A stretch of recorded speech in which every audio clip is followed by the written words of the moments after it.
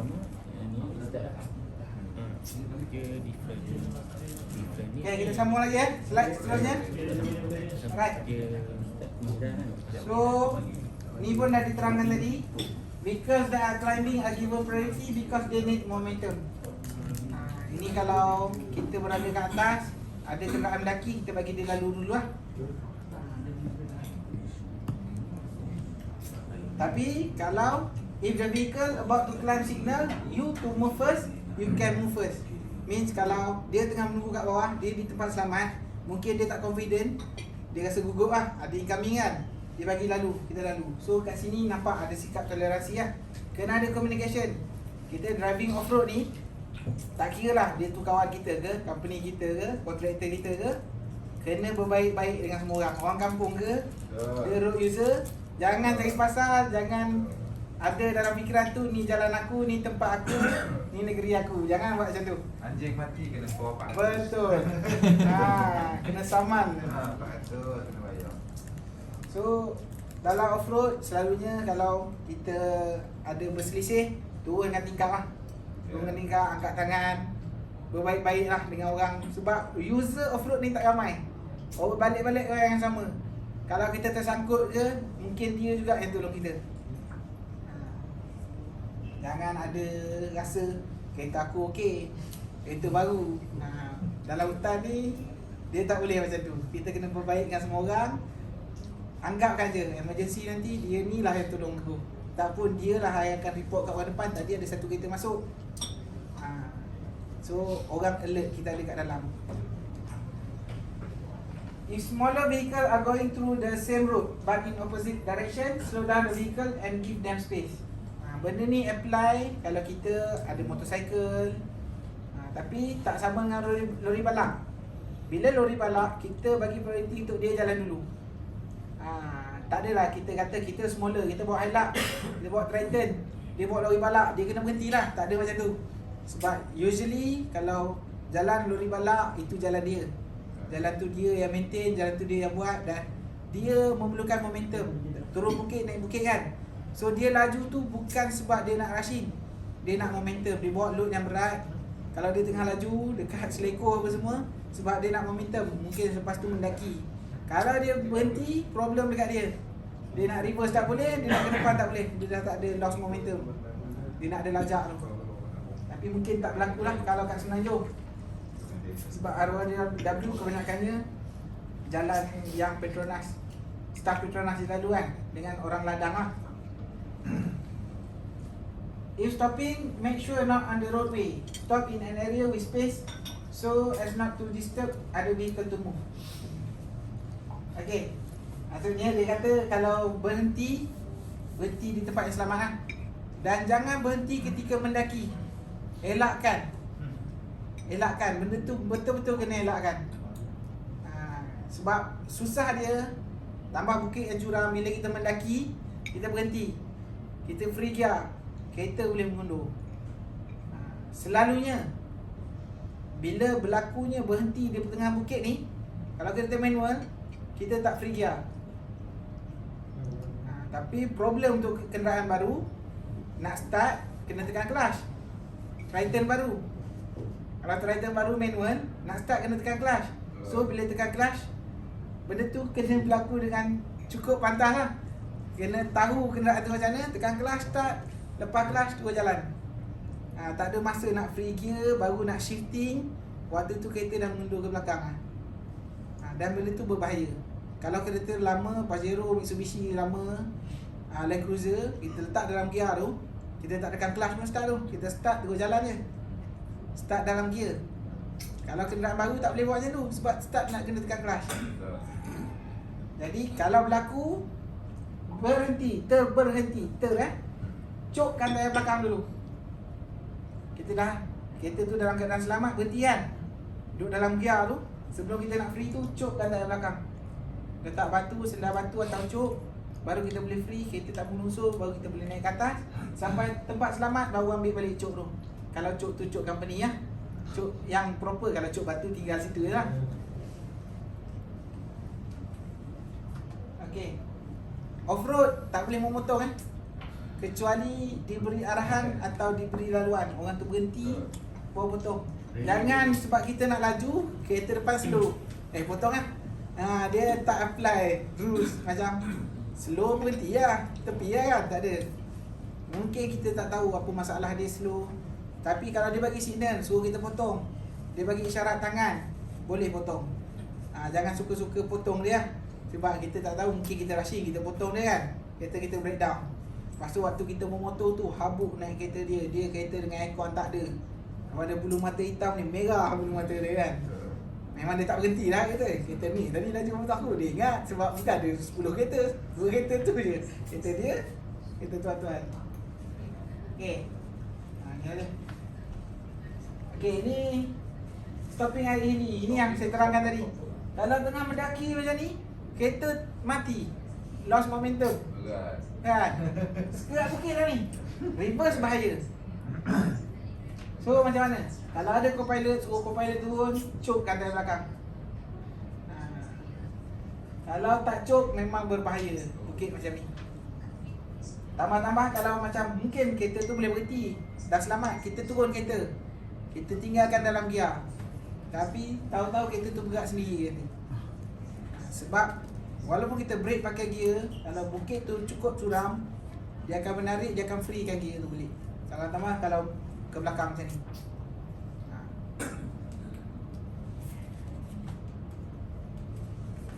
Okey, ni tayar. Tayar kita tuan-tuan, pakai tayar apa sekarang? Semua empty? 80 Ya.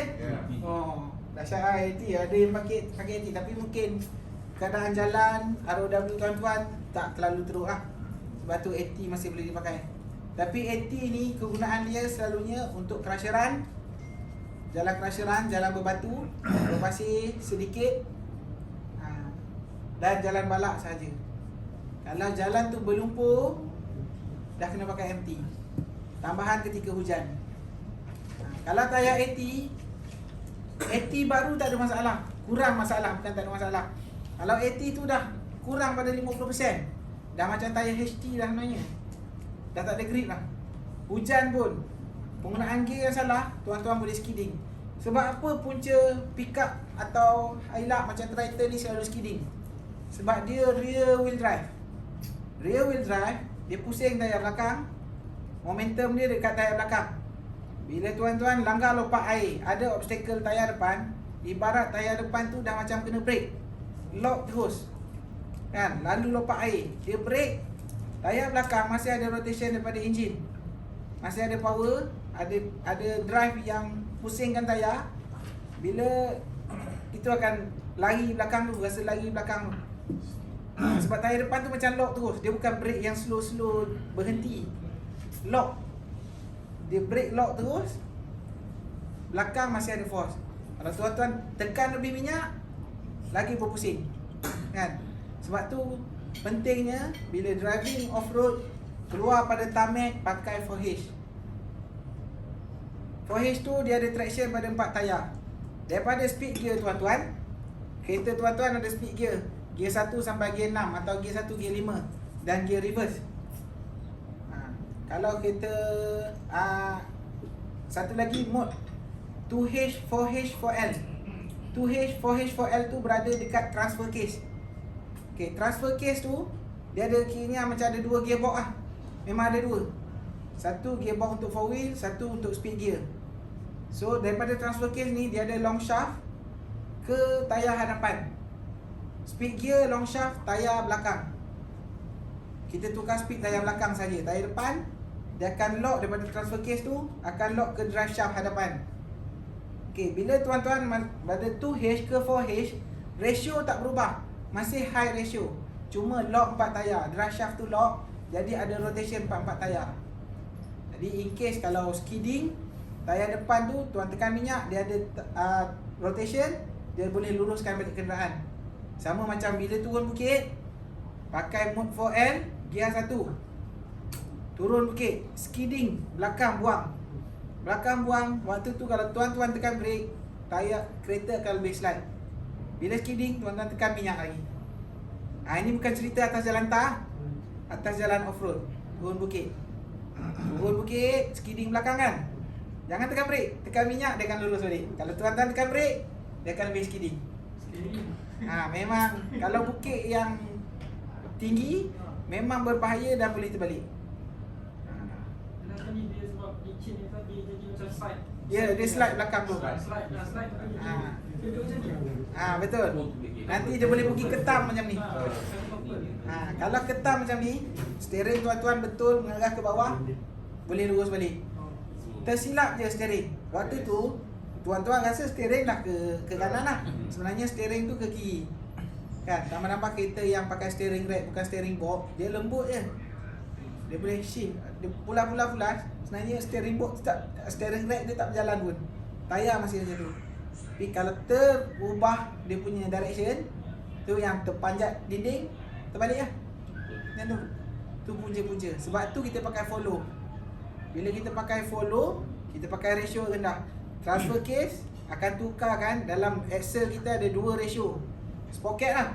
Macam sprocket motor, sprocket besar, gigi sikit, sprocket kecil, gigi banyak. Sprocket kecil, gigi banyak ni ratio dia tinggi untuk laju highway. Dia tak ada stopping, tak ada braking. Kalau sprocket rendah besar ni, gigi sikit, dia pick up tapi tak ada long. So konsep dia sama. Dalam transfer case kita akan bagi signal untuk ratio dalam labu tu, dalam Excel tu bertukar, high ratio ke low ratio. Okey. Ni HT, AT, MT. Setiap tayar tu pun dia ada, setiap manufacturer tayar lain bunga dia. So kena kenal pasti brand apa tuan-tuan pakai. Toyo AT lah. Okey, Toyo AT. Untuk tayar AT selalunya orang pakai Bridgestone. Bang, ada luas sikit lah. Distraction ni. Betul. Okey. Untuk kalau tayar AT selalunya yang bunga kasar dia Bridgestone, Silverstone. Kalau Toyo, tayar dia lebih senyap. Tayar dia lebih grip atas jalan. Tapi untuk off-road, dia bunga dia rapat. Kalau macam MT, selalunya orang pakai Maxxis. Sebab Maxxis bunga dia besar. Sabero, GT Radial. Bukan Selcom je situ. Bukan ekor. Ada tu nak kali orang. Macam ngantuk dia. Okey. Abang tu pergi stone ni. Dia 3 jenis tayar ni yang standard lah. Ini kalau tayar standard keluar kilang, dia bagi HT je. Tayar macam lightweight vehicle, semua HT. Okey. AT ni selalunya dah kena pergi kedai tayar nak pakai tayar AT. AT tu dah upgraded version lah. Ada satu lagi tayar Centipede. Centipede kita tak ajar sebab Centipede tu mostly untuk 100% off-road. Sebab pasang winching tayar cepat habis lah. Macam mana? Tayar kita cepat kotak. Sebab kita pasang winching dengan bar apa semua. Oh, okey. Dia berat depan. So tayar depan tu nak kena rotate. kena rotate.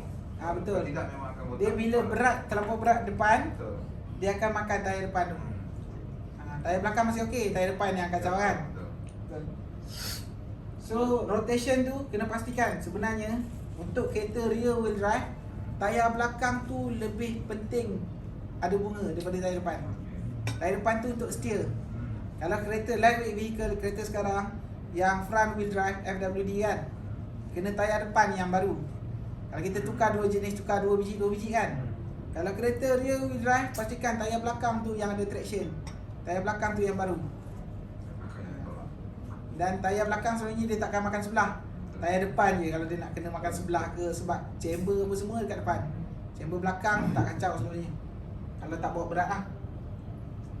Maksudnya kalau tukar tayar baru 80 lah selamat. Macam ni. Kalau boleh, company boleh bagi MT, pakai MT lah. Tak ada. Tak Tapi dia bising sikit. Dia bising, memang bising lah. On road dia bising.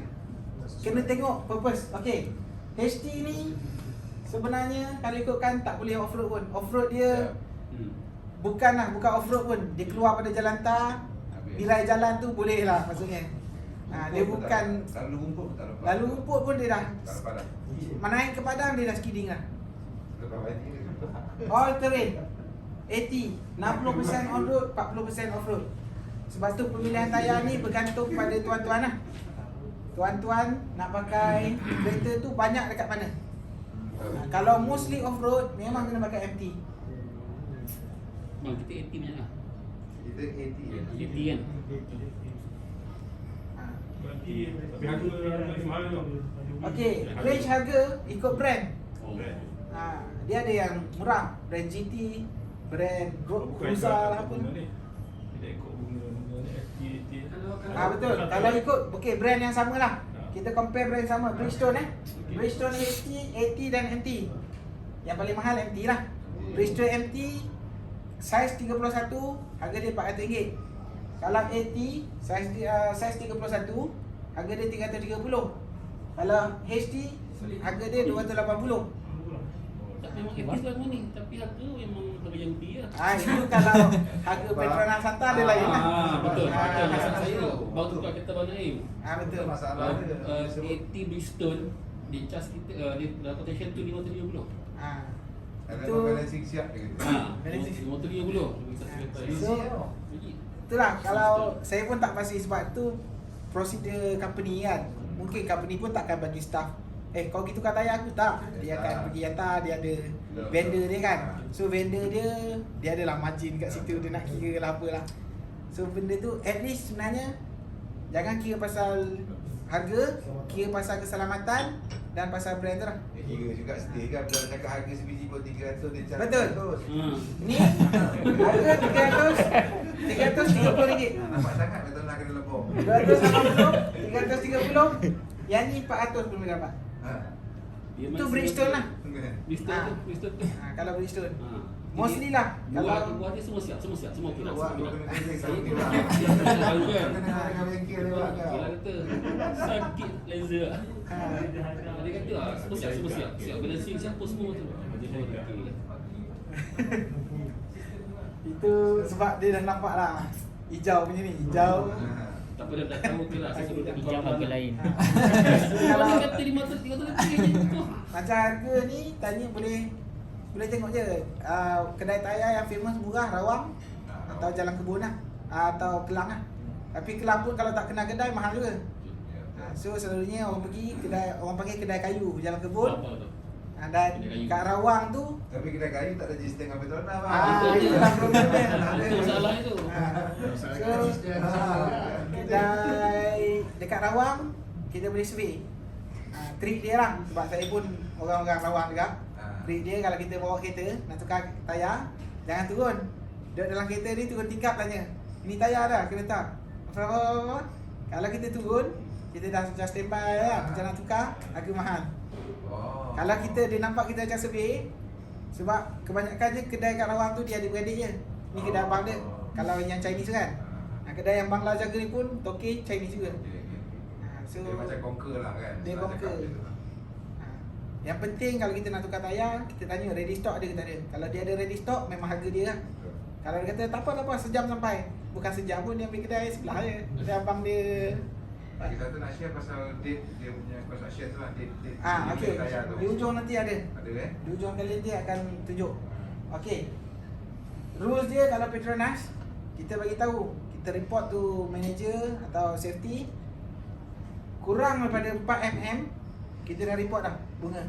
Tapi kalau 80 bunga tayar dia dalam 6 mm je. So 4 mm tu macam sekejap je kalau tak sampai setahun dah 4 mm rasanya. Betul. Dia yang nak habis tu daripada 50% nak habis tu memang lama. Tapi penggunaan tayar dekat pick up atau 4-wheel tak boleh macam pakai lightweight vehicle sampai nampak dawai. Betul. Dah 20% dah sampai marking dot dia tu dah kena tukar. Dah tak ada grip. Awak. Dah- Macam nak botak. Dah tak meet the purpose. Kita pakai tayar 80. Pakai tayar 80 tapi dah sampai dot. Sama line. Saya akan aku lah. Setahun hari lah. Kecuali kita nak pakai on road saja.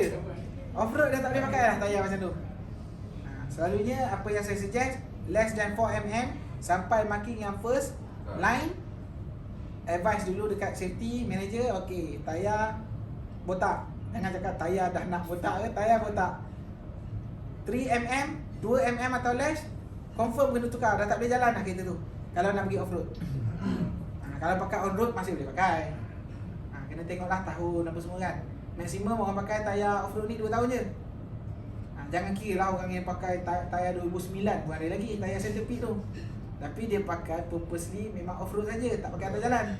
Dia bawa tayar tu sampai off road dia tukar. Sebab dia nak jimatkan bunga tayar tu.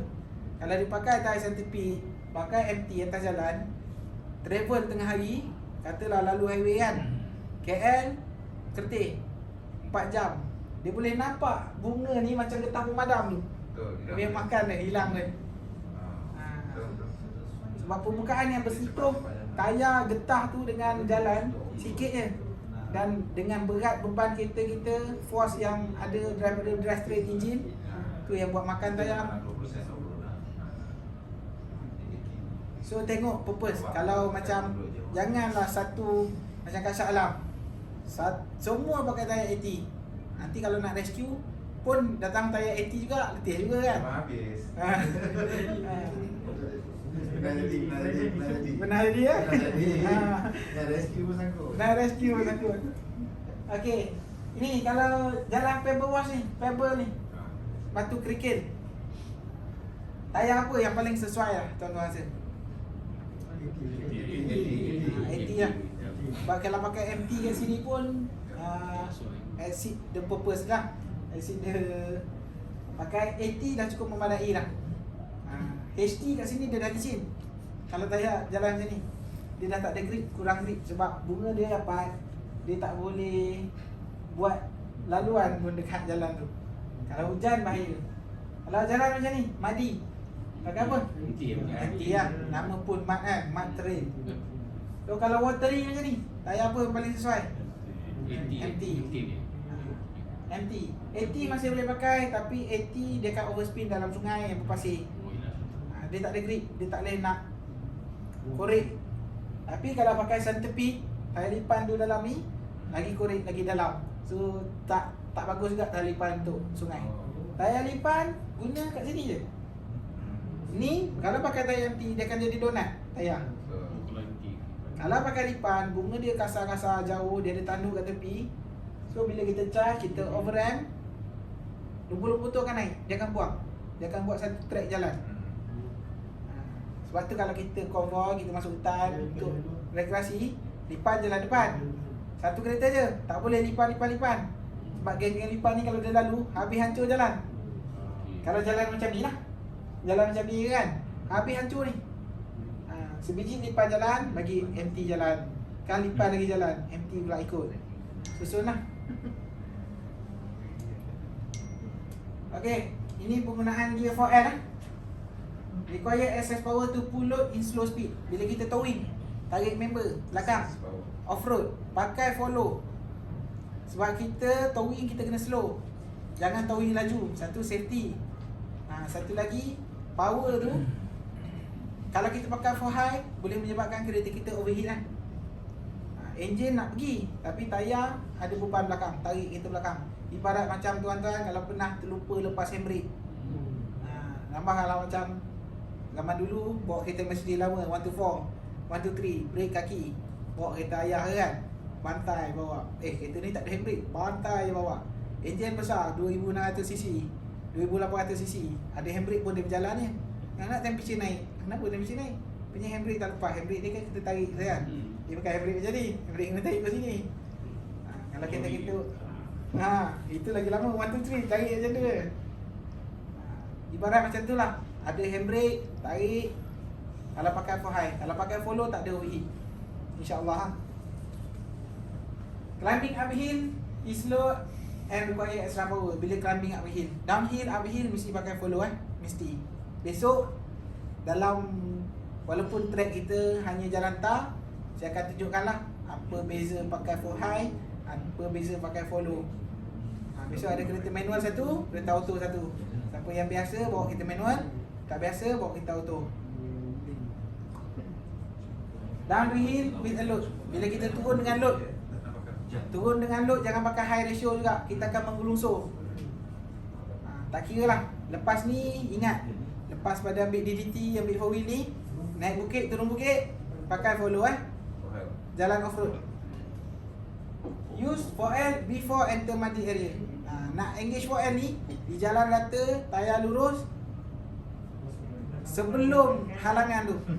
Jangan dah masuk, dah lekat axle baru nak masuk. Lepas tu cakap, oh tak engage dah, kereta ni tak power. Sebenarnya kesilapan kita Dah gali lubang. dah gali, dah tenggelam axle. Dia kalau kita nak tengok teruk tak teruk, kita lekat tu, kita tengok yang lekat tu tayar ke axle. Kalau axle tu yang duduk atas tanah, tu teruk lah tu. Itu bantuan winch diperlukan. Tak boleh lah pakai tayar nak paksa dia naik, tak boleh. Kalau dah melekat axle. Kalau masih melekat tayar, boleh try lagi. Reverse ke, main steering ke, kiri kanan kan. Kalau dah melekat axle, tarik je lah winch tu. Jangan paksa lagi kereta. Okay, 4H ni guna bila? Travelling on light surface such as gravel or pressure run. Itu sahaja Keluar pada jalan tarmac, baru macam kira lah kalau besok kita tak ada jalan off-road, batch awal-awal dulu ada jalan off-road, betul-betul off-road, kita buat di Batang Kali. Dia betul-betul adventure. Nak masuk ke dalam bus dalam 20 minit lah daripada jalan tar. So dekat situ pun dia dah train. Kat dalam tu pun kita ada track lagi. Keluar. Okay, ini untuk winching single line. Okay, single line winching ni mudah dia. Besok kena praktikal ni. Tu yang bagi tim 3 orang tu. Seorang duduk dalam kereta, seorang tarik winch, seorang control. Remote driver. Dia kena tengok kat sini, berkumpul tak berkumpul, bagi isyarat dekat driver. Dia kena tengok. So tempat yang selamat dia duduk seorang kat sini. Yang tarik winch akan duduk belakang pada anchor point. Tempat selamat driver duduk dalam. Sini ada damper. So tugas orang luar ni dia nak kena tengok je. Winch ni masuk okey tak okey, tersusun ke tak. Tapi masa kulit tak bahaya ke dia nak tengokkan wire rope tadi? Kat sini okey. Situ okey Sebab kita ada damper. Okey. Mungkin putus pun dia jatuh je. Dan kita bukan betul-betul lekatkan kereta pun. Kita tunjuk aplikasi je. Tapi usually lah, normal dia memang orang akan duduk sini. Duduk belakang ni, duduk sini. Sini semua kena clearance lah. Semua kena bagi clear, tak boleh duduk sini. Termasuk kita lah, public besok, kita jangan duduk sini. Yang tarik tali winch, yang jaga depan, jangan pijak. Jangan langkah, kena pijak kalau nak. Pijak tu waktu tak ada load lah. Waktu tayar tu, tali tu tengah kelur, amalkan lah. Walaupun waktu tu mungkin tuan-tuan rasa tak apa, kita tak tahu entah driver tekan ke tiba-tiba benda tu naik kan. So 3 orang itulah position dia. Tarik winch, sini winch hook, terus sangkut ke tree trunk protector. Tak payah pakai shackle lah. Single line, double line, winch, tarik ke snatch block, reeving kat sini. Reverse balik tali dekat D-hook. D-hook kereta dekat chassis Snatch block nak attach dengan tree trunk protector, kita tak ada choice, memang kena pakai shackle. So besok kita buat time attack setiap team. Tengoklah siapa paling cepat, team mana yang paling cepat. Ni tarik, sini snatch block, tarik ke chassis. Sini snatch block ke tree trunk protector pakai shackle. Okay. Ini saja 2 teknik yang perlu buat esok.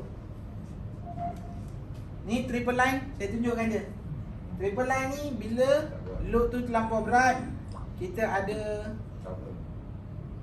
kena pakai semua double.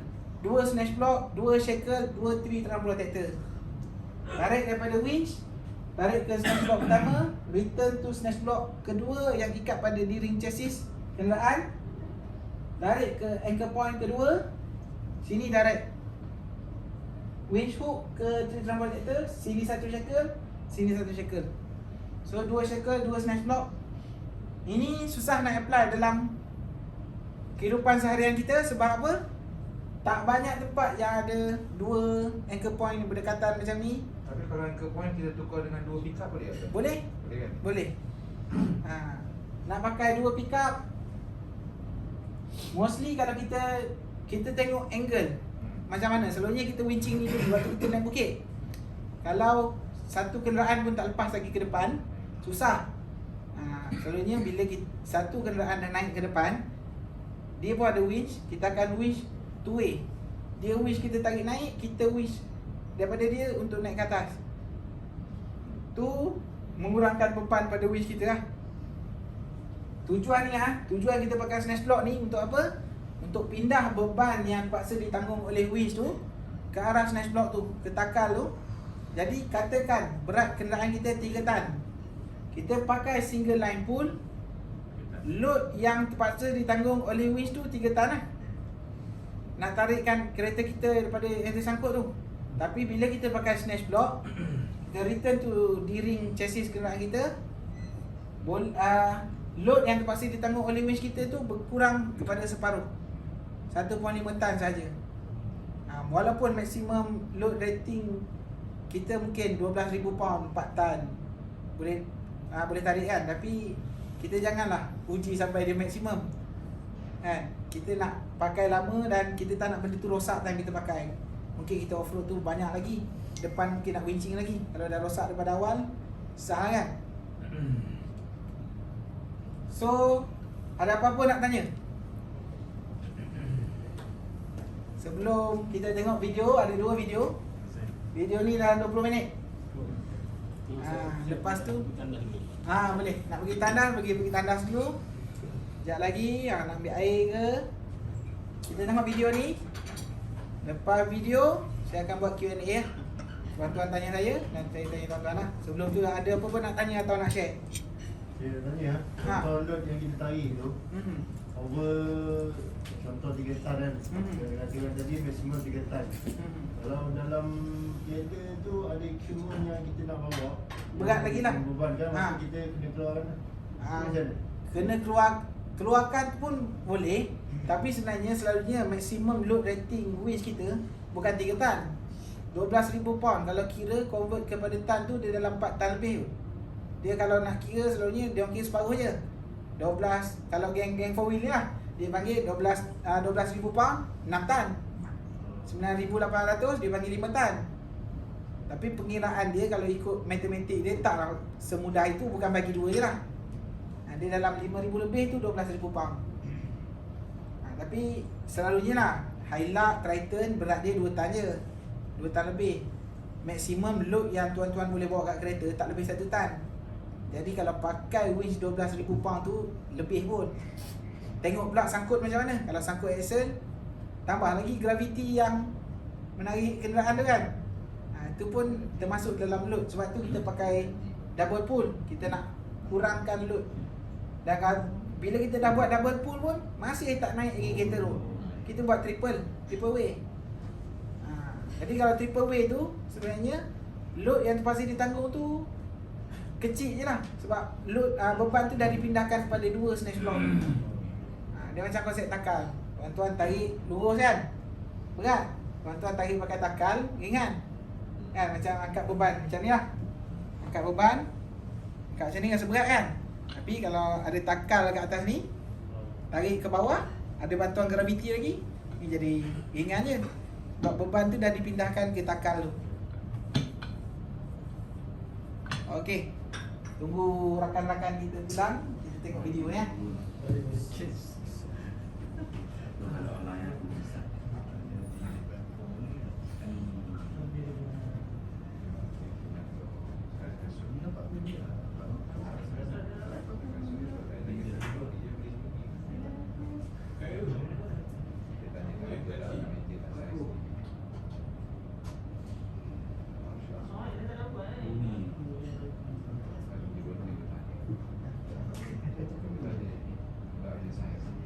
Hi folks.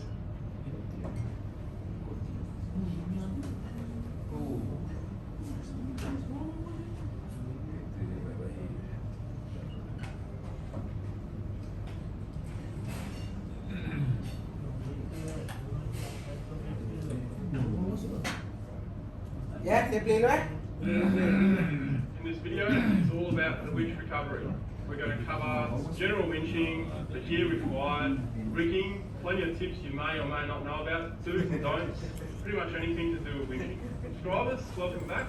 And if this is your first time viewing one of my videos, hi, I'm Ronnie, fourwheelingwesternaustralia.com, four-wheel drive website that pretty much has everything covered with four-wheel driving. Alright, let's get into this winching video. First up folks, let's get into the gear that we need. The Jeep here has a 12,000 pound winch. That equates to about 5.4 tonnes in metric. The Cruiser here has a 9,500 pound winch, so slightly smaller. That equates to about 4.3 tonnes. So plenty of pulling power on both those winches, and that's the most common size winches are anywhere between that. Now to the gear. First up, for your winch line, 2 blankets. You use other things, we'll get into that. A tree strap, also known as a tree trunk protector.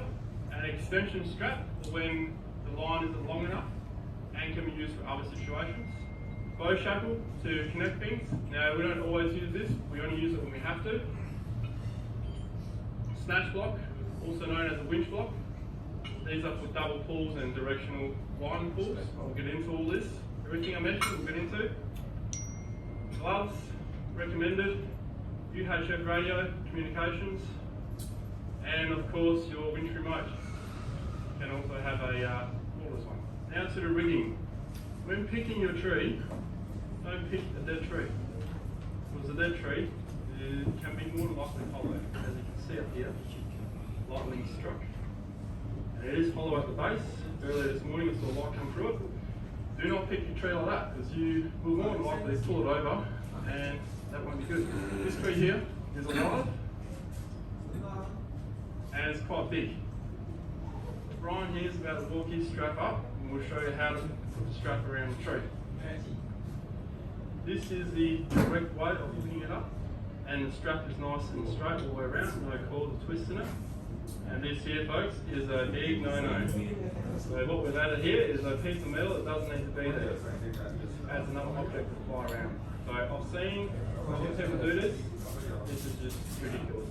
Don't do it. The Jeep is now rigged up. Basic, simple, single line pull. On the line, we've got 2 blankets. Now, most people only use 1 blanket, and I strongly disagree with that. That's my opinion. I think it's safer to have one when you're winching, probably around close to the middle. But at the end, where you got the connection, where the hook is, I recommend 1 to 2 metres back.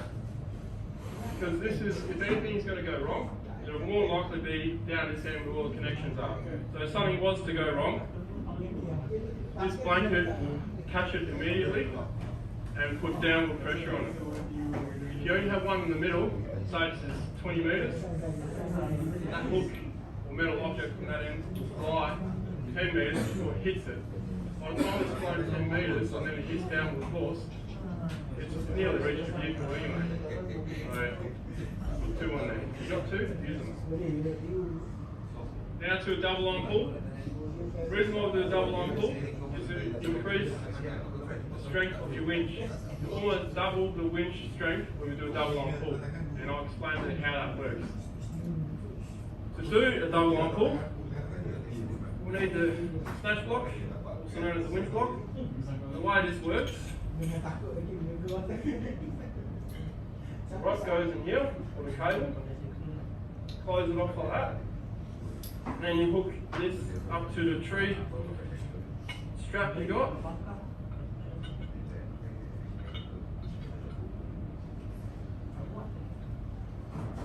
Tighten all the way, come back half a turn. Right, so now you take the hook down to the upper end, hook it up to your vehicle.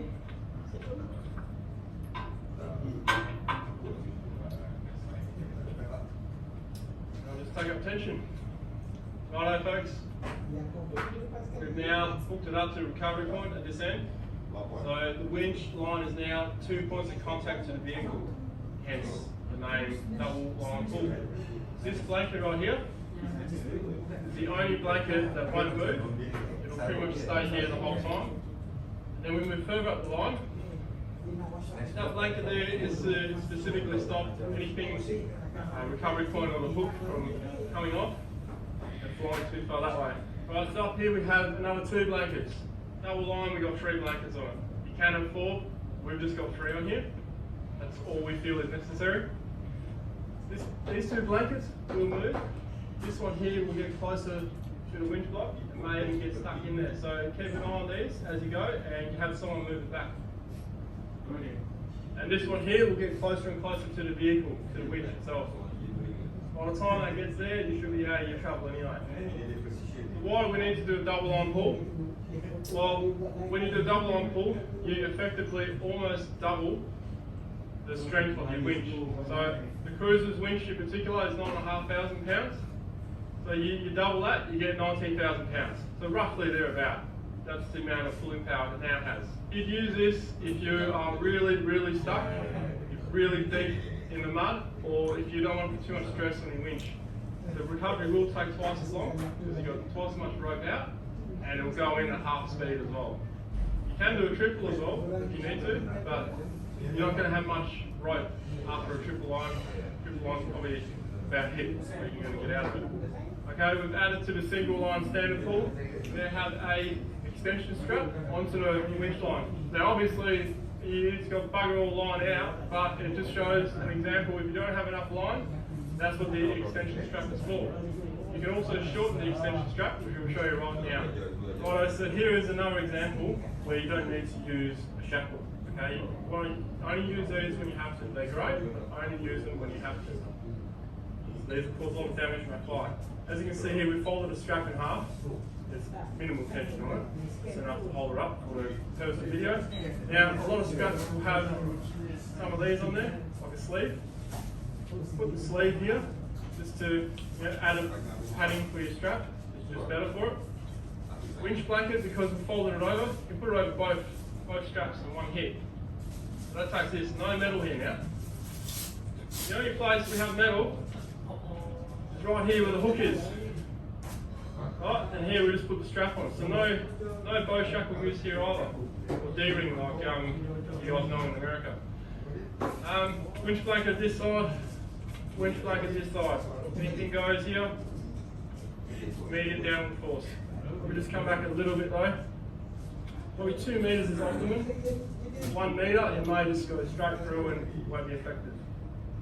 So there you have it. That's how you shorten up your extension strap, because you just need that little bit more. What we have here is a directional pull. Starting here in the cruiser, we're pretending that the Jeep is stuck. So we've got the line going up, winch blanket there, winch blanket here, hooked up just like a double line pull, except for the only difference is we're not going back to the vehicle, we're going to the other vehicle. So the line comes down here, and it comes down to the Jeep here, where we've hooked it up with bridle. You know, your D-shackle or bow shackle we've used is on there where the winch block is, snatch block. Alright folks, so here we have a double directional line pull. We're using 2 winch blocks. We've got one on this tree here, one on that tree there. Where I'm standing right now is the worst possible spot to stand. This is the danger zone, basically contained by the lines. If anything goes, it's going to come in here where I am. Now, thankfully we don't have full tension on this line and we're not working with full tension things, so that's why I'm standing here, otherwise I would not be here.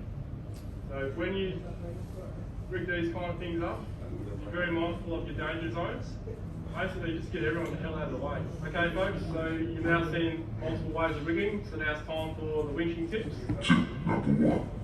If you don't have a winch blanket, you can use clothing and towels, a heavy tarp, another strap, your recovery kit bag.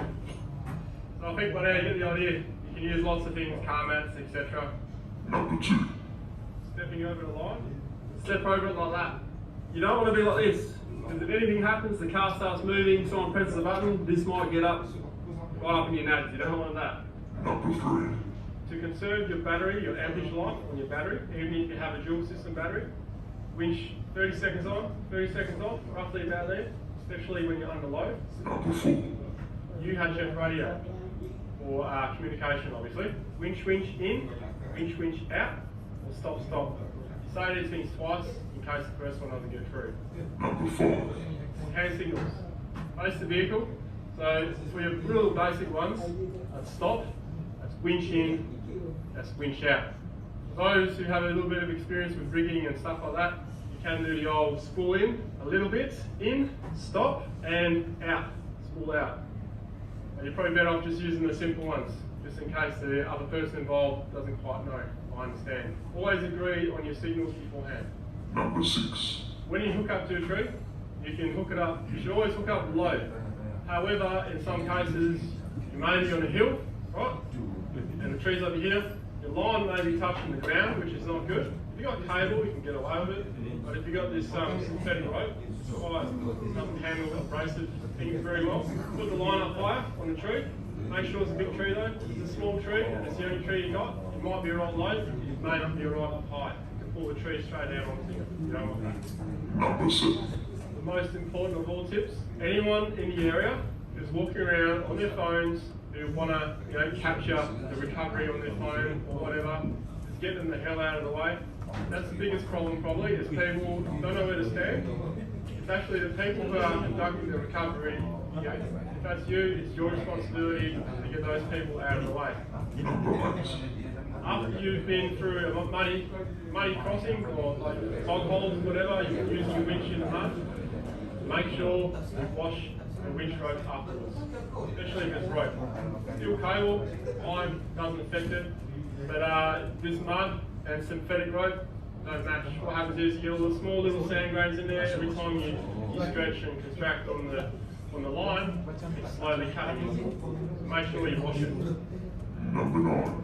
After going through a river crossing, multiple water crossings, or you've been in water for a while because you've been stuck or whatever, and the winch has been submerged, it is a pretty good idea when you get a chance to just simply run 10 metres out and 10 metres back in. That should evaporate most of the water that may be stuck in there, and will save you heartache later. Number 10. You can install a winch isolation switch. The best way to do it is to isolate it from the control box. Don't isolate it from the actual winch motor, because that cable is so damn big. To get a switch for that, it's going to cost you a fortune. It's going to take so much ampage. So what you do is you get the negative or earthing switch from here, the wire, and you can put it inside the vehicle. Number 11. On your winch control box, once you've gone through various muddy crossings and water crossings, it's a good idea to spray WD-40 into your contact pins and perhaps into your winch controller as well. That way you're not going to have dramas later on, and this is quite common. The controller just won't respond that well if there's a bit of gunk on it, rust or whatever. So make sure you keep that clean. Number 12. Keep your winch controller inside your vehicle. That way when you do get stuck unexpectedly, you have it in the vehicle. You don't need someone to go through the mud and get it out of the back. We don't need to get out of the car yourself and get it. You can simply pull it out of your glove box or wherever, hand it to your mate out the window, he can plug it in for you. Number 13. If you think you're going to be likely stuck somewhere, or you're likely going to be using a winch, you can always get it out, or if you already had it out, instead of feeding it all the way in, you can wrap it around your lights or your bull bar, so it's ready to go. Also, the hook is in a nice accessible area to get to, not stuck underneath the vehicle. Number 14. After using a winch on a trip or over the weekend, you must re-spool and pre-tension it again properly. You can't just hand feed in 20-30 metres. At the end of this video, there'll be a link to a video that shows you how to do that. Number 15. Dedicate one person only to coordinate the recovery, and if you are that person, even if it looks like a simple recovery, just have a good think about it before you actually go into it. By the way folks, I don't know if you noticed, but I'm actually wearing a different shirt for once. Normally I wear the black shirt with my cruiser on it, which Sackley made up. Sackley has sent us a whole box of shirts. Absolutely love them guys, thank you very much. So check them out, there's a link down below. And thank you guys for watching this video. If you are quite new to winching, I hope you learned a lot. And if you're quite experienced with winching, well, I hope there was 1 or 2 tips you might have picked up there that you didn't know about. Questions, comment down below.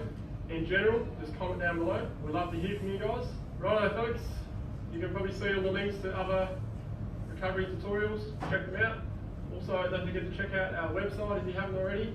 Jam-packed, loaded with all kinds of information for driving, mods, recoveries, anything. Now, take care while you guys are out there recovering each other, and I may catch you out there. See ya. Alright. Untuk winching, ada soalan? Clear kan? Boleh punya wire rope tadi tu nampak macam lembut sikit Biasa kita Itu ada- plasma.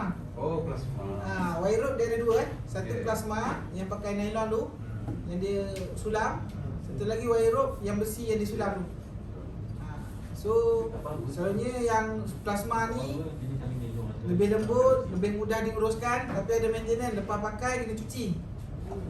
Tak boleh biar kat depan kereta hujan panas, dia akan reput. Yang besi pun ada maintenance. Lepas pakai kena greasingkan balik, minyakkan balik supaya dia lembut. Kalau tidak dia akan jadi keras kejung. Keras kejung tu, dan dia akan start luka. Bila wire tu luka, tu yang bahaya. Kalau kita tak pakai glove, boleh melukakan tangan kita lah. So tu untuk winching video. Satu lagi, video 5 minit, highly jet video. So ini yang tuan-tuan kena buat esok ni. Yang paling penting tengok dekat mana triangle of death. Benda tu yang kena elakkan. Dan cara macam mana nak jacking, macam mana nak operate benda tu. Benda tu simple, tapi kalau tak pernah hands on mungkin boleh akan terlupa. Jadi besok seorang sekali lah test jack up, jack down. Bukan nak jack tinggi-tinggi pun, asal terangkat tayar sikit, jack turun.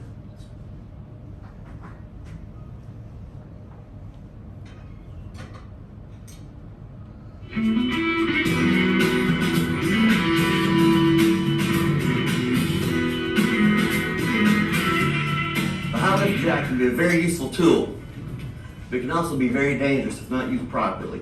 It has a ready capacity of almost 5,000 pounds and a testing capacity of 7,000 pounds. The high lift jack can be used for lifting, manual winching, clamping, and spreading. But today we're going to focus on its most common use, lifting. If you've increased your tire size, that old factory jack is not going to cut it anymore. However, the high lift jack is designed to work on sturdy bumpers or rock rails. It's not going to work on plastic bumpers or factory sheet metal. So, before buying a high lift jack, make sure you've got a sturdy lifting point and you know what height to buy. The cast steel or all cast jacks are fine for most people's needs, while the extreme jack has a very useful top clamp for attachments and manual winching.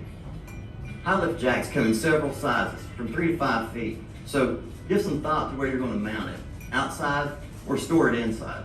Look at where others have mounted their jacks and look at the available mounts. There are several accessories available from the High Lift Jack Company and other manufacturers. The off-road base offers a larger footprint and greater support for the jack in snow, mud, or sand. The LiftMate allows you to lift one tire off the ground so you can fill in under the tire. This will increase your ground clearance so you can put dirt, rock, brush, even a floor mat underneath there to increase your traction so you can drive off. So let's look at how to safely use a high lift jack. Make sure you wear a pair of good leather work gloves. There's a lot of moving parts on a jack that can really cause injury. If you mount your jack outside your vehicle, rain will wash the lubricants away, so you want to make sure that you lubricate your jack and service it before you go off-road. Oftentimes a brand new jack won't work properly. The paint needs to wear off the bar first. So take it home and practice with it before you even mount it and go off-road. Carry a can spray lubricant. That way you can spray the jack's lifting mechanism and bar. It'll free it up if it's not working properly. Place the jack's reversing latch in the up position before lifting the tongue beneath the bumper or rock slider, and pull up on the handle to bring the tongue into the lifting position. Be sure to lean it back away from the vehicle a little so that it doesn't damage the door or other sheet metal as it lifts. Use one hand to hold the jack's bar. This will steady it as the vehicle goes up. High lift jacks can be wobbly if the ground is not firm and level. Make sure nothing is between the bar and the handle. Also be sure that the base plate is on firm, flat ground. If you need a firmer support, you may want to get an off-road base. Where you may find a JackMate helpful. It replaces the flat base plate and it wedges in between rocks. Once you begin to lift, you want to keep your fingers and your head out of this area. This is called the triangle of death for a reason. It can hurt you. Always push down on the jack handle from the top, never pull from underneath. Once you've raised the vehicle high enough, make sure to snap the jack handle into locking position. This is so the handle doesn't fall and start to ratchet on its own. It's safer to Place a tire or a rock underneath the vehicle. This way it can't fall very far, and you do not want to work underneath a vehicle that's supported only by a jack. Once you've made your repair, make sure everyone's clear. Put the reversing latch in a downward position, start lowering your vehicle. You lower the vehicle by moving the jack handle up and down. Take full strokes and wait for the click at the bottom of each stroke.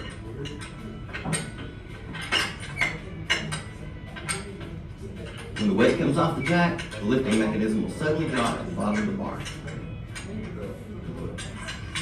Place the reversing latch back into the up position before storing the jack. This will prevent the lifting mechanism from sliding up and down the bar.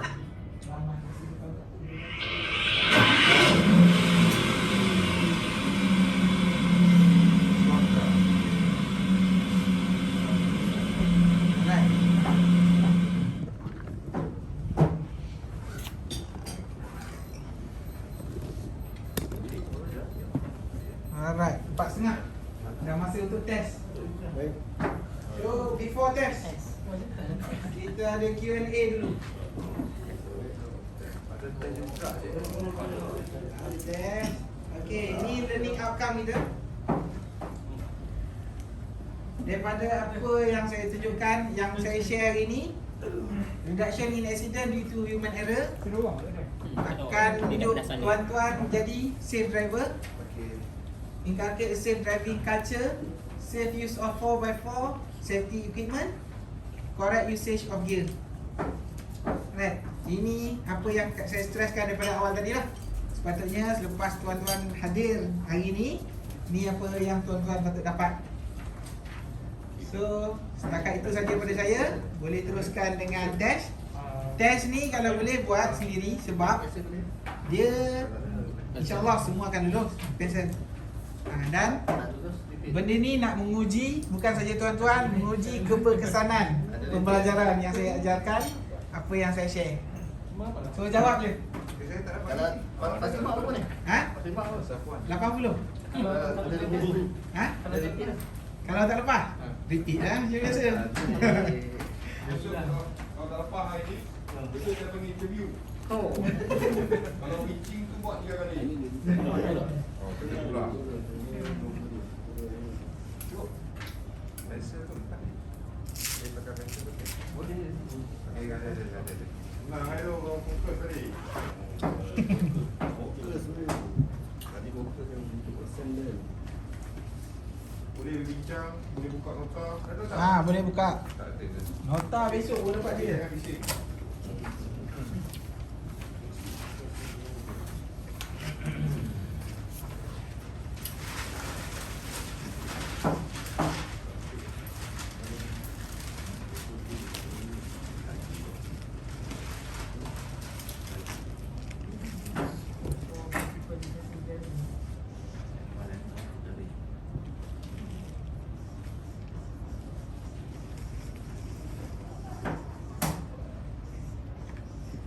Attendance sekarang tak ada nama trainer tadi. Attendance sekarang tak ada nama trainer kan?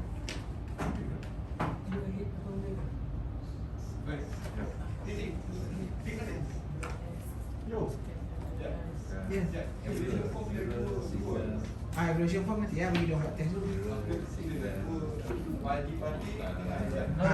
Itu ada adik-adik nanti. Ini attendance, kan ada nama adanya.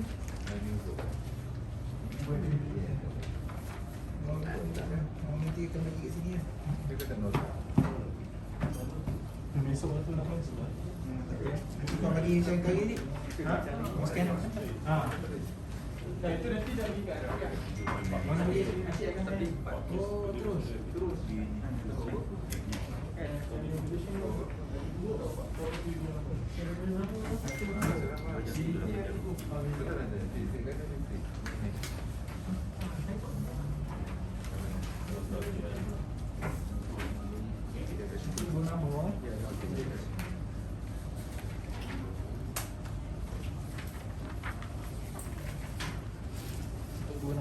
Satu saja aku ada.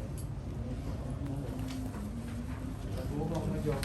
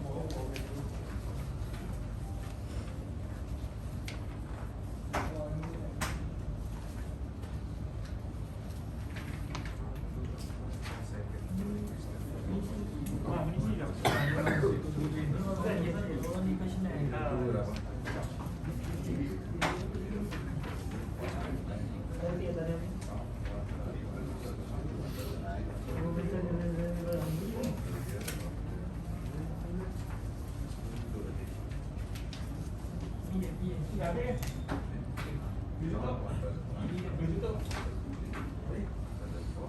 the rear of the vehicle based on the markers that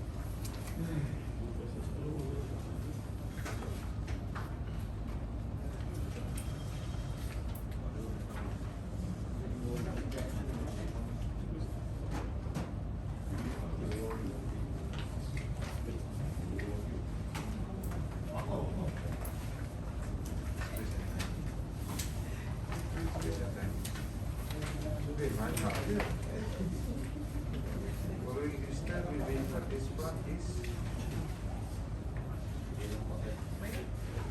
Positif.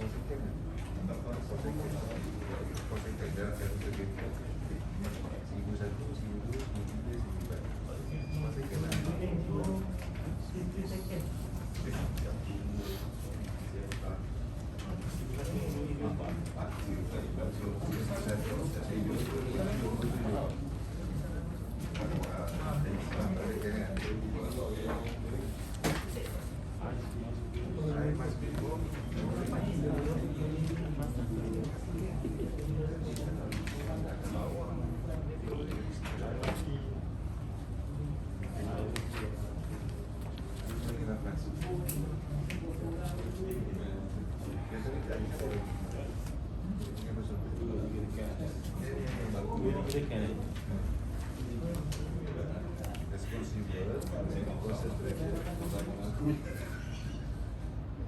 patient.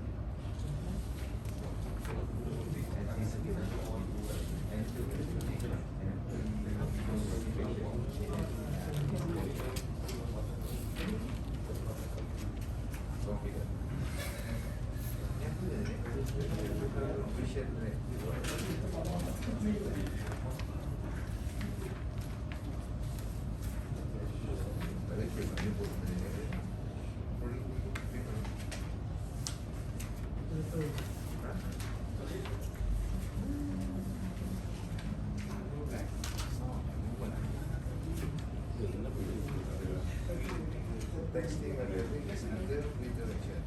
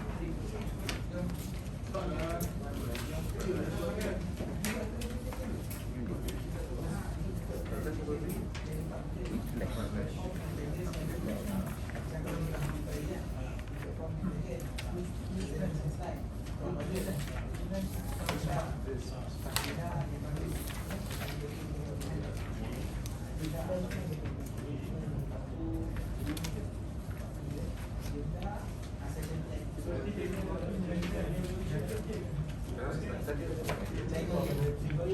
So, antara skill apa kita when you stop. Bukan aku buat malam ni. When you stop.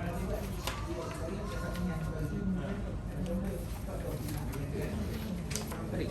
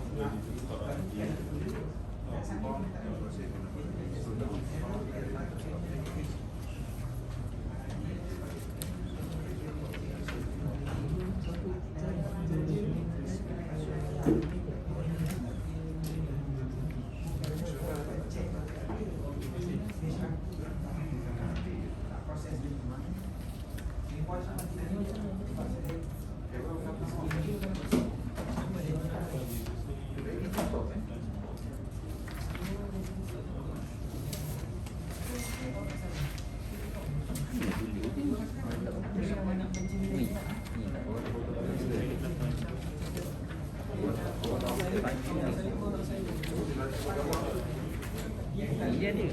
Dia lain kita bagi kereta.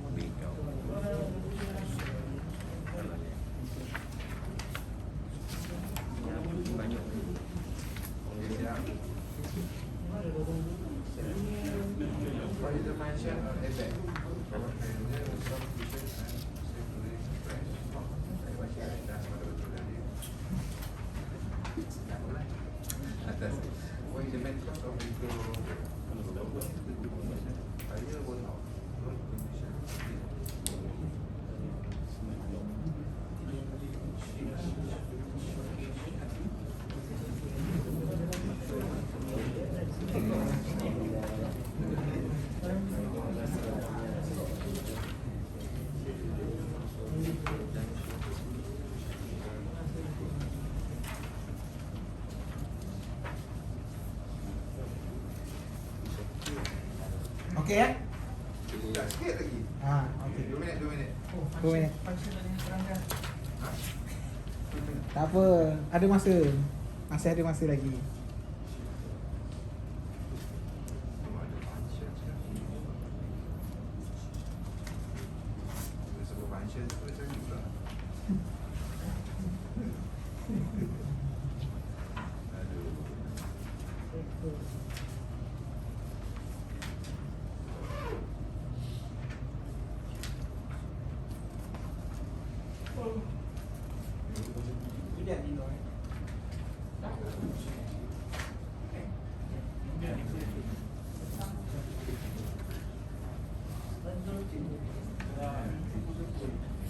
Tengok tajuk betul ni.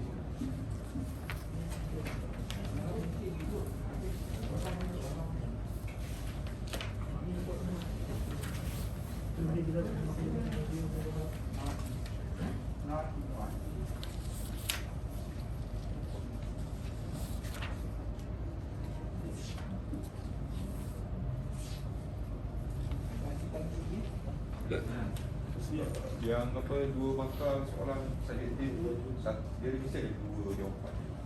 Bukan satu. Nombor apa? Yang subjektif kan. Yang dua markah ada dua jawapan. Dua jawapan.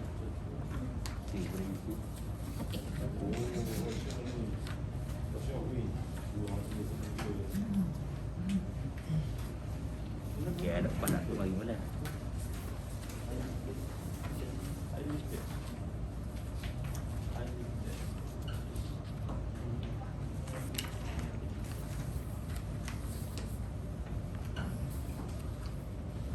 Jarak minggu ni apa?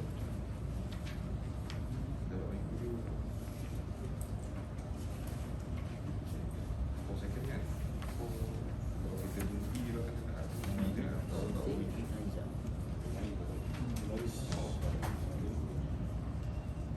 Nanti Dia kalau tuan-tuan salah, dia bukan salah tuan-tuan, salah trainer tu. kalau kau uji baik-baik dia kan. Ali tengok Ali. Dua jawapan, dua markah. Dan sebelum ni ada dua orang ni. Dua orang dapat full mark kan. Cuma Kita nak jawab pula.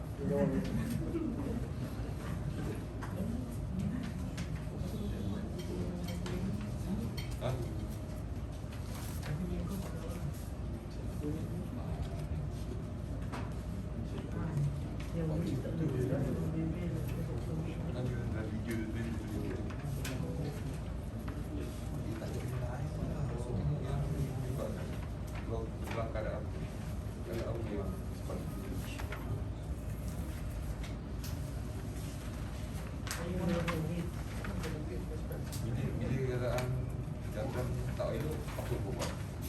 Kau cakap dengan keadaan datang mata. Datang ke kita.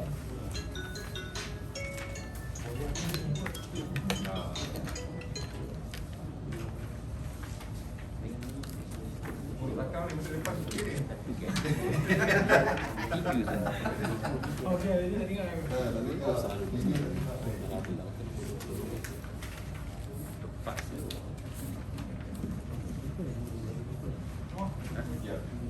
tahu jawab B. Terus dia ada mak yang satu ni hati tu tapi kat sama tapi tak ada mak.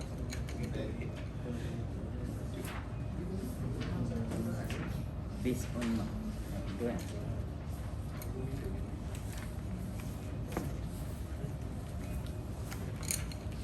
Tidur mana semua ni?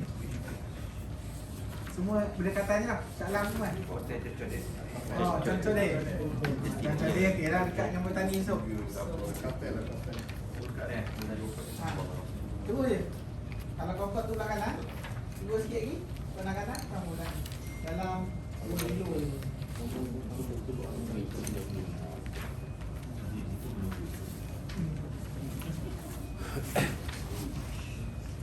Fadil, Diriti, Aizat, korang-korang.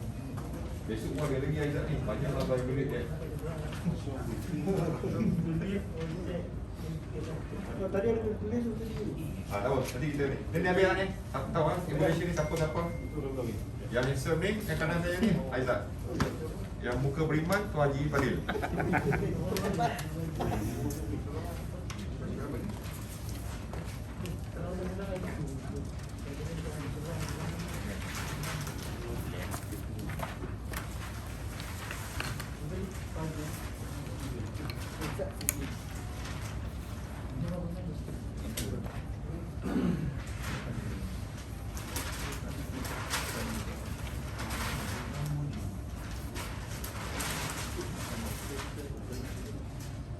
Besok West Taman Botani Shah Alam dengan Taman Botani Putrajaya pula. Kali dulu sana. Ya. Di Taman Botani Shah Alam. Pukul 8 Syam. Sebab kita nak masuk dalam sarapan. Sarapan disediakan besok Bukit Serakah. Ya, Bukit Serakah. Kalau nama lama dia Bukit Serakah. West Taman Botani Shah Alam pun boleh dah. Ya, kalau dalam West tu Taman Botani Negara. Ya. Masa pendaftaran untuk kita ambil attendance pukul 8. Kita masuk pada sarapan tu boleh masuk dalam lah. Kita sarapan. Lebih kurang sebatang rumput lah. Jalan kaki. Nampak jalan kaki. Tapi tak apalah, kita bagi warming up. Pagi. Sarapan dari pukul 8 pukul 9 lah. Jangan lewat lah.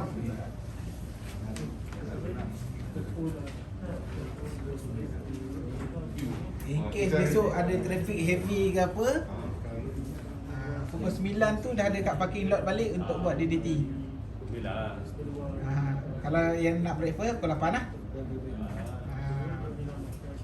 So dari dua praktikal DDT. Kalau kita nak start DDT on the road as slow speed, tak parking, berkumpul di parking Kalau kita parking besar kat situ, berkumpul dekat situ lah.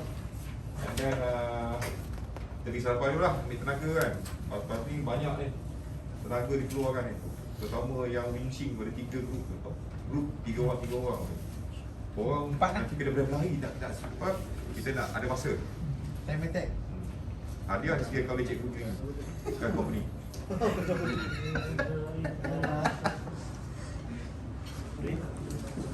Pakaian kalau boleh lah, tak apa, sport shoes pun boleh. Sport shoes, lepas tu kalau boleh t-shirt Petronas sebab kita nak ambil gambar. Kalau ada lah. Jaket ni pun boleh ni. Nanti minta berapa kali kat train kat participant, tak bagi. Mana boleh. Tak boleh kan?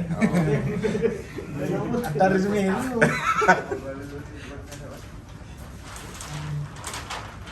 Okey, sebarang apa ni? Sebarang pertanyaan ataupun masalah untuk besok, sila kontak. Adik nama ni? Adik. Nama apa? Nama?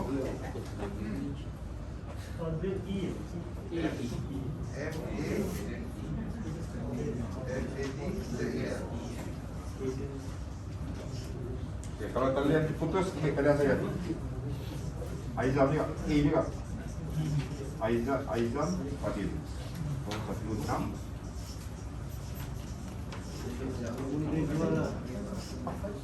Dia yang mereka ni bila ada macam simptom demam ke apa tu kan, tiba-tiba lah, saya tak minta lah pun call.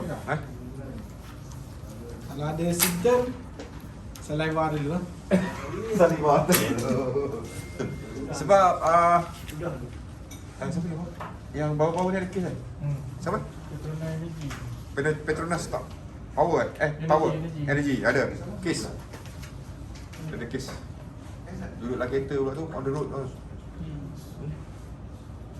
Sila bagi tahu lah kalau ada kemungkinan ada rasa demam ke, setik tekak ke, ambil dah saliva test.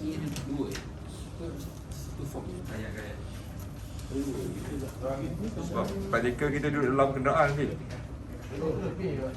Di evaluation ni 1 the best tu 5 the best. 5 the best. 5 the best. Macam nampak dah nak bagi 5 tu.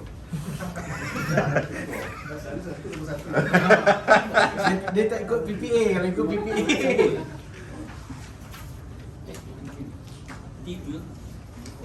Tiga form Yang mana tuan?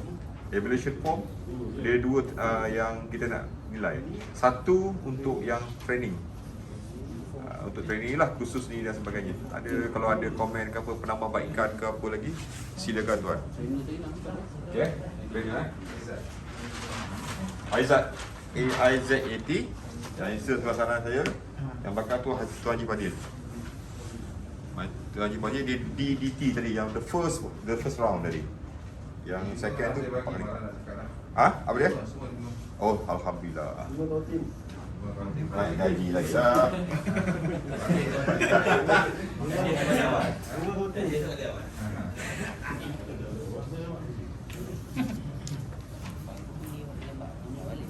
Ada satu kes tu, kita orang dah ambulance report kan.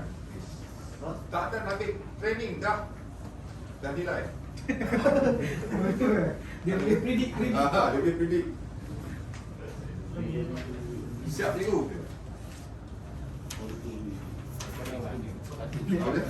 Balik awal. Kau pandai. Dia pandai balik awal je.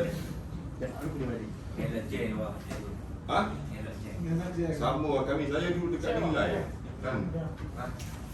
Dulu kita orang buat di Bangi. Baru Bangi. Dia banyak tidur di Tendera Hotel. Tapi masalah praktikal di Ulu Reneng. Tempat cantik, ada air terjun.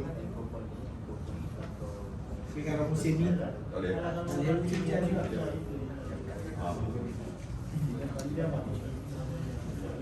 Yang best yang dulu lama juga habis. Nampak? Dan 2 pen juga. 3 pen 4 kan. Tapi cuma malam dia nak bergerak daripada Bandar Berbangi ke jam balik ke jam. Ada Q&A last. Siapa dah siap, kita ada Q&A. Ada lagi. Besok nak jumpa lagi. Dah submit dah ke semua? Okey, Siapa yang belum submit? Sudah. Ni pun test kau test. test, evaluation. Aizat. Aizat. Yang 4x4 Aizat. Yang DG Tuan Haji Fadil.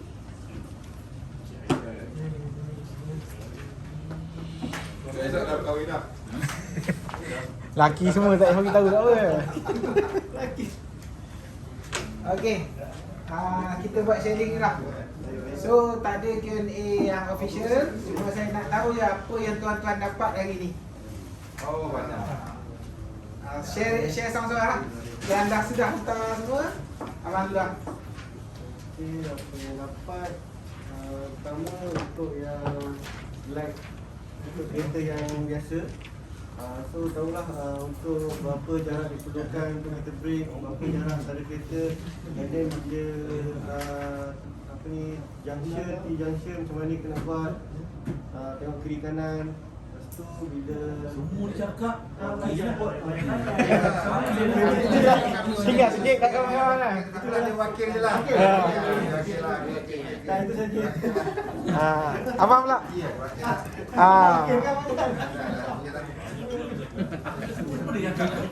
Dia boleh. Okay, ada yang berbeza tak? Ada tak yang dapat special benda-benda lain?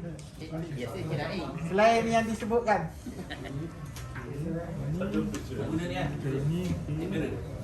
Side mirror 20-80. Cara nak set side mirror. Yang baru ni memang tak Look over the shoulder tu tak pernah memang tak pernah break. okey. So benda-benda tu harap menjadi ilmu yang boleh disampaikan pada rakan-rakan yang lain, ahli keluarga kita. Dan insya-Allah kalau kita praktis benda ni, kita boleh kata zero contribution kepada accident. Zero. Okey. Saya nak tanyalah tuan-tuan sebelum kita bersurai. Apa 4 prinsip utama WIN? Look ahead. Yang nombor 2 dulu. Scan and analyze. Nombor 3.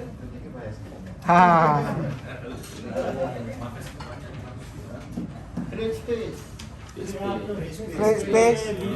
Listen. Kena ingat lah. Itu 4 prinsip WIN. Itu kalau orang tanya training dengan mana, WIN 4 prinsip ni lah yang diutamakan. Kalau training dengan Smith lain prinsip dia. So dengan WIM yang tu. So apa-apa pun berkenaan dengan WIM, kita drive with safety. Safety start with you. Okay, setakat itulah pada saya. Saya memohon maaf kerana ada keterkasar bahasa. Saya cuma minta tuan-tuan sebarkan ilmu-ilmu yang tuan-tuan dapat pada ahli keluarga supaya semua pengguna jalan raya di Malaysia ni menjadi pengguna jalan raya yang berhemah. Bila sebut berhemah tu, tuan-tuan bukan saja memandu ke destinasi dengan selamat, malah memastikan pengguna jalan raya lain pun selamat. Okey. Ada tangkap gambar Last kali kita tangkap gambar. Okey. Macam dah tak ada ni, so